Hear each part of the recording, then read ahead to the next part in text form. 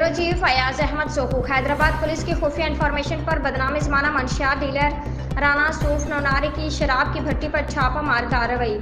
Hyderabad police की खुफिया information पर गोठ अदल नौनारी में कायम बदनाम ज़माना मंशियात डीलर राना वल सूफ नौनारी की शराब की भट्टी पर कामयाब छापा मार कार्रवाई। SHO होसड़ी तुफैल भुट्टो समेत पुलिस की भारी नफरी ने मंशियात डीलर के अड्डे पर छापामार कार्रवाई में हिस्सा लिया। हैदराबाद पुलिस की कामयाब कार्रवाई में भारी मिकदार में तैयार और गैर शुदा कच्ची शराब बरामद। हैदराबाद पुलिस की छापामार कार्रवाई में बदनाम ज़माना मंशियात डीलर राना वल सूफ नौनारी को गिरफ्तार कर लिया गया।